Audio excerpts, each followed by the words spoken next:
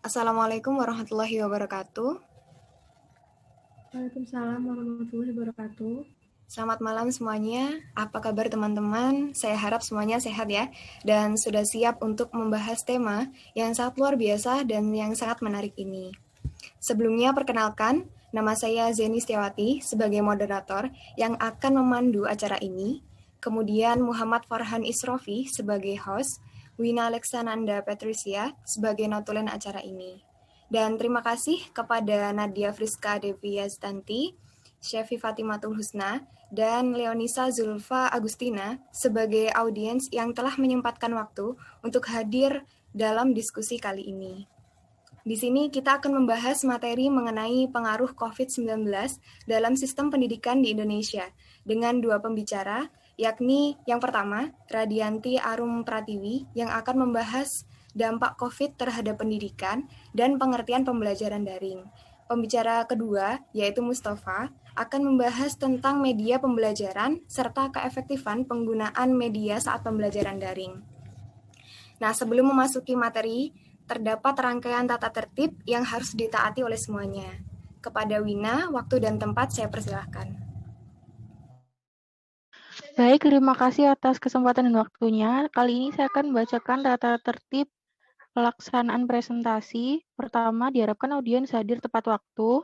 Dua, diharapkan audiens dapat menghidupkan kamera selama presentasi berlangsung. Untuk yang mengalami kendala jaringan dapat mematikan kameranya. Tiga, audiens diharapkan menyalakan audio dan kamera ketika memberi tanggapan ataupun pertanyaan. Empat, audiens diharapkan menulis format ketika bertanya atau memberi tanggapan dengan format nama dan NIM. Sekian tata tertib, saya kembalikan kepada moderator. Baik, terima kasih. Saya kira sudah cukup jelas ya untuk tata tertibnya. Untuk penyampaian materi yang pertama, saya akan berikan kepada Radianti Arum Pratiwi. Waktu dan tempat saya persilahkan. Baik, terima kasih sebelumnya kepada Zeni Setiawati selaku moderator. Kali ini saya akan menyampaikan materi tentang pengaruh COVID-19 dalam sistem pendidikan di Indonesia. Bisa ke next slide?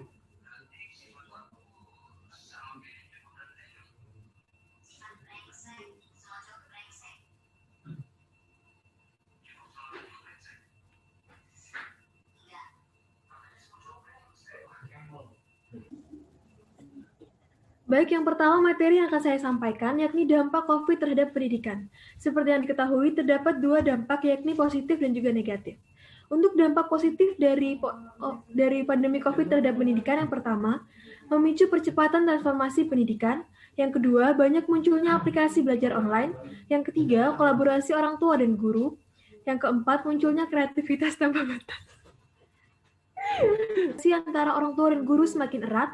Yang keempat, munculnya kreativitas tanpa batas. Yang kelima, banyaknya kursus online gratis. Yang terakhir, membangun mental positif pada masing-masing siswa. Sedangkan untuk dampak negatifnya sendiri dibagi menjadi 4 bagian. Yang pertama, tidak adanya pembelajaran di ruang kelas. Yang kedua, kesenjangan sumber daya. Yang ketiga, meningkatnya resiko berbahaya. Dan yang terakhir, proses belajar menjadi lebih berat. Dan untuk materi selanjutnya, daring. Kali ini saya akan mengambil pengertian dari 3 ahli. Yang pertama, menurut Aziza tahun 2020 halaman 112, bahwa pembelajaran daring merupakan pembelajaran tanpa tatap muka secara langsung antara dosen dan mahasiswa atau mahasiswi, guru dan murid, tetapi dilakukan melalui online. Pembelajaran dilakukan melalui video conference, e-learning, atau distance learning. Yang kedua, menurut Medawati, tahun 2019. Pembelajaran daring merupakan pendidikan formal yang diselenggarakan oleh sekolah yang peserta didik dan instrukturnya yaitu guru berada di lokasi terpisah, sehingga memerlukan sistem telekomunikasi interaktif untuk menghubungkan keduanya dan berbagai sumber daya yang diperlukan di dalamnya. Sedangkan menurut ahli yang ketiga, yakni menurut Isman tahun 2016, pembelajaran daring merupakan pemanfaatan jaringan internet dalam proses pembelajaran. Sedangkan untuk materi selanjutnya, saya kembalikan kepada moderator. Baik, terima kasih. Untuk kesempatan penyampaian materi yang kedua, saya akan berikan kepada Mustafa. Waktu dan tempat saya persilahkan.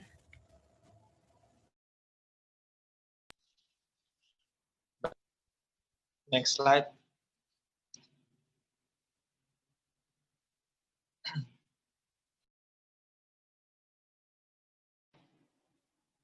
Baik, di sini terdapat 3 media pembelajaran yang digunakan pada saat pembelajaran daring. Yang pertama yaitu B3 atau Big Blue Button. Nah, Big Blue Button di sini merupakan suatu media pembelajaran yang sudah include kepada e-learning yang sudah ada di setiap kampus atau institusi. Kemudian untuk yang kedua yaitu ada Zoom Meeting.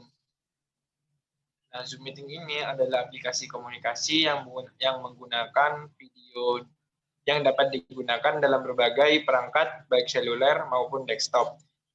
Nah, apabila ini biasanya digunakan untuk melakukan tatap muka secara jarak jauh dengan jumlah peserta yang cukup banyak. Nah, untuk peserta yang di-download di Google Play Store itu hanya 100 peserta.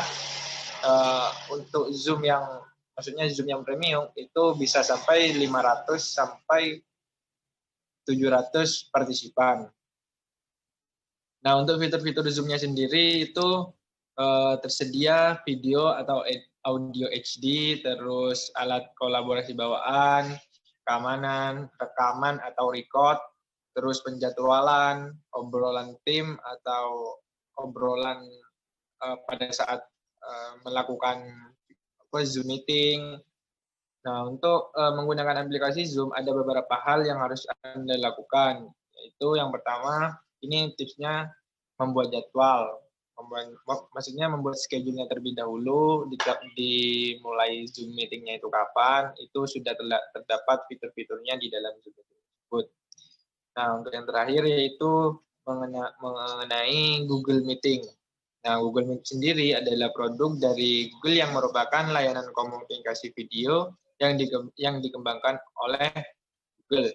Nah, aplikasi ini adalah salah satu dari 2 aplikasi yang merupakan versi baru dari versi terdahulunya, yaitu Google Hangout dan Google Chat. Nah, ini memulakan suatu kolaborasi.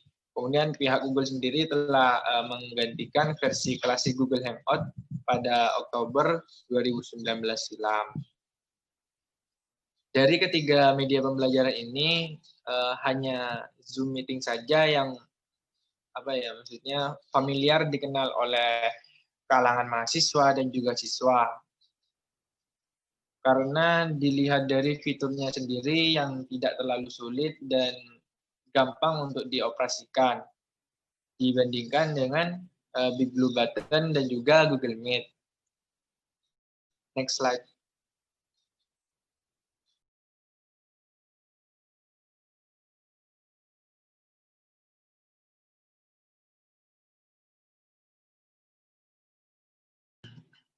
Nah, slide selanjutnya yaitu keefektifan penggunaan media untuk belajar daring. Pembelajaran daring tidak bisa dilepas dari jaringan internet. Nah, biasanya di sini kan kalau pembelajaran daring itu faktor utama yaitu koneksi internet kadang buruk, kadang tidak stabil.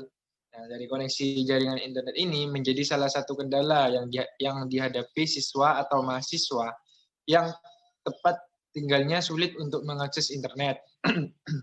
Seperti di pegunungan, terus daerah-daerah terpencil kan di sana terkadang minimnya power yang mengakibatkan susahnya sinyal. Kemudian apalagi siswa yang tempat tinggalnya di daerah pedesaan, nah terpencil dan tertinggal.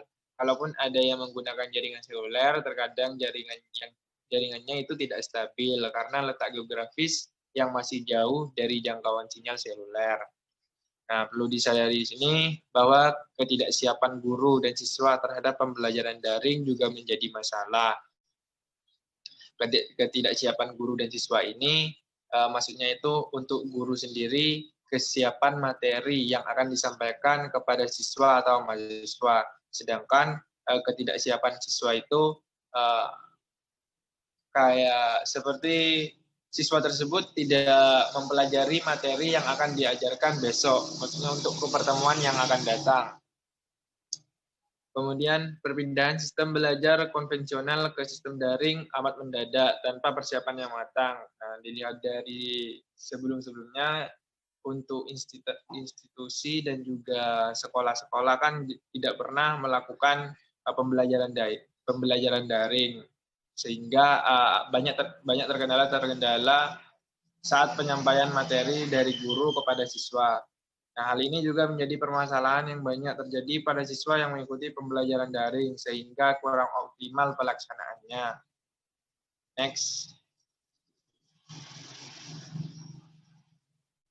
Nah, ini merupakan daftar pustaka yang kita ambil dari materi yang kita paparkan.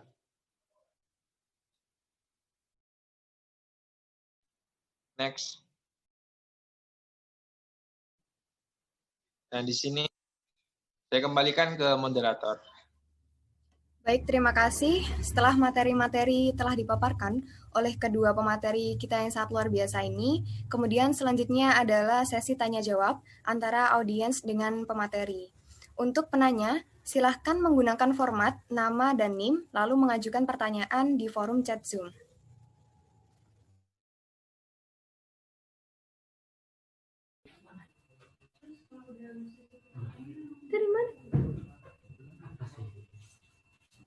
Baik, sudah ada 3 penanya.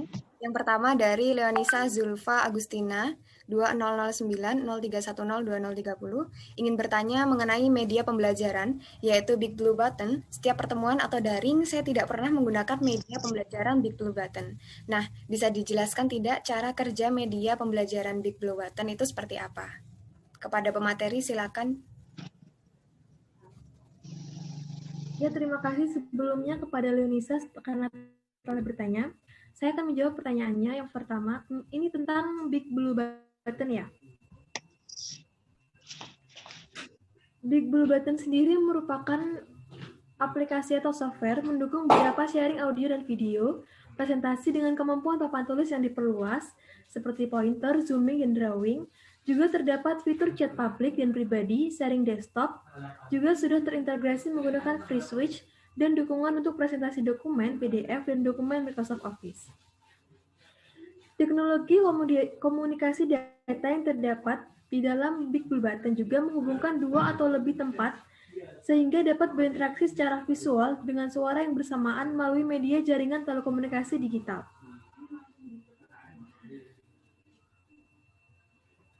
Saya kembalikan ke moderator. Terima kasih. Bagaimana untuk Leonisa, apakah ada tanggapan atau feedback?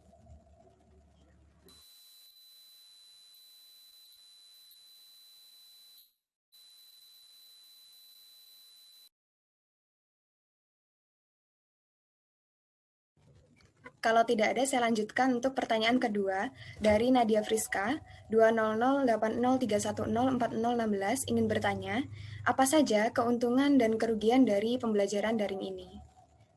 Saya persilahkan untuk pemateri untuk menjawab.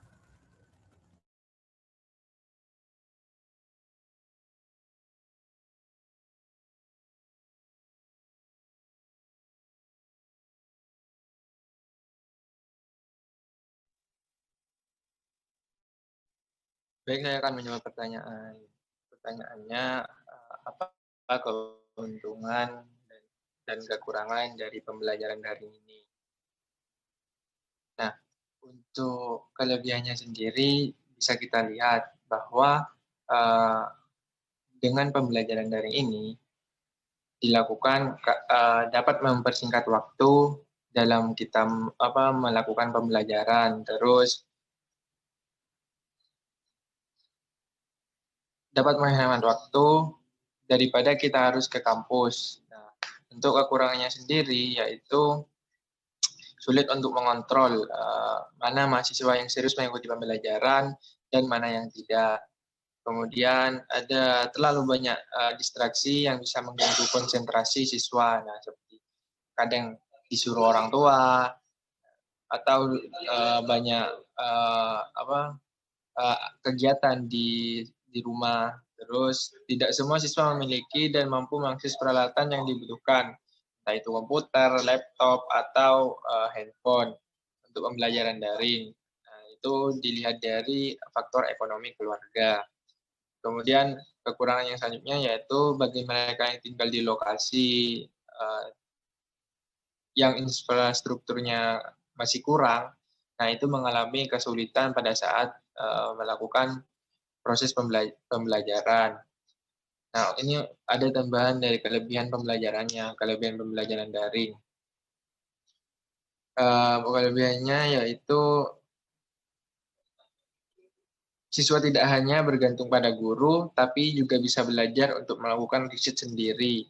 Nah, di sini setiap siswa harus memiliki pola pikir kritis dalam pembelajaran daring.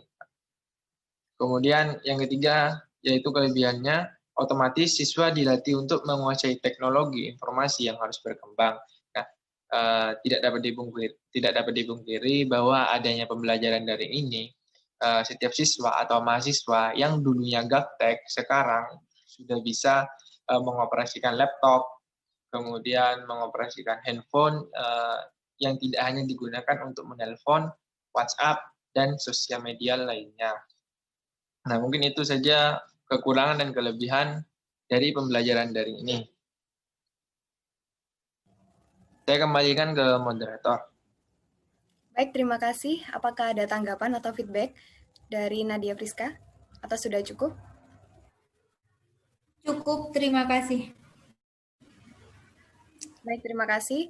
Untuk pertanyaan selanjutnya dari Syafi Fatimatul Husna, 200810101066. Dari materi yang telah dipaparkan tadi, kan ada beberapa media pembelajaran seperti BBB, Zoom, Google Meet. Menurut Anda, bagaimana keefektifan dari penggunaan Big Blue Button sebagai media pembelajaran di Universitas Jember? Serta menurut Anda, apakah daring yang merupakan solusi dari adanya dampak corona dalam bidang pendidikan yang menurut Anda tadi kurang optimal, apakah bisa lebih dioptimalkan? Dan bagaimana cara pemerintah untuk mengoptimalkannya dari apa yang Anda ketahui? Kepada pemateri, waktu dan tempat saya persilahkan untuk menjawab. Ya, sebelumnya terima pertanyaan. Yang ketiga,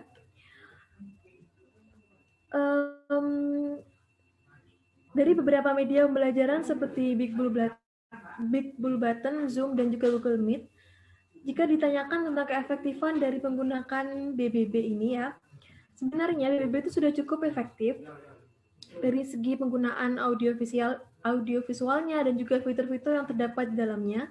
Hanya saja untuk saat ini, mungkin Big Blue Button ini tidak lebih kompatibel daripada Zoom, karena Zoom sendiri kali ini sudah terintegrasi dengan pihak kampus, juga sudah diupdate menjadi ke yang versi premium, sehingga tidak ada batasan waktu untuk penggunaannya. Sedangkan untuk Big Blue Button ini belum terintegrasi dengan kampus-kampus, sehingga untuk mahasiswanya dengan pihak dosennya sendiri itu tidak dapat menggunakannya secara bebas begitu. Jadi untuk penggunaannya juga lebih mudah Zoom, dan juga mungkin lebih bisa dimengerti dan lebih mudah untuk digunakan gitu. Jadi sebenarnya sama-sama efektifnya, hanya saja untuk Zoom ini lebih mudah dan juga lebih kompatibel untuk semua orang, karena juga sudah terintegrasi dengan pihak kampus gitu. Saya kembalikan ke moderator. Baik, terima kasih. Apakah ada tanggapan atau feedback dari Syafi Fatimatul Husna? Ataukah sudah cukup? Sudah cukup, terima kasih. Terima kasih. Berdasarkan materi-materi yang telah dipaparkan dan penjelasan yang sudah disampaikan, untuk closing statement atau kesimpulan dapat disampaikan oleh pemateri kita. Waktu dan tempat saya persilahkan.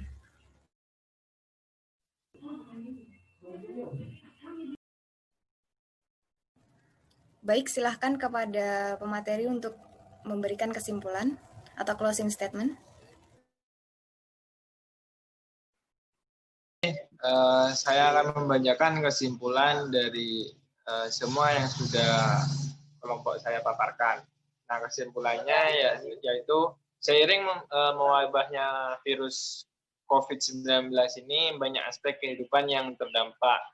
Nah, tak terkecuali sistem pendidikan di Indonesia sendiri. Nah, pendidikan yang awalnya berlangsung secara tatap muka terpaksa berubah menjadi pembelajaran daring.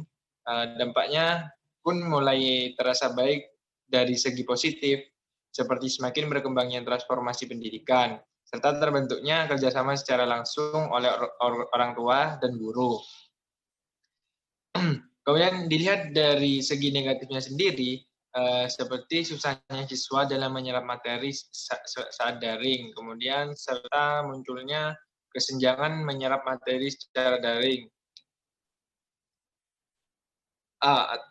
Sumber daya dan juga koneksi internet yang cukup minim pada daerah-daerah tertentu.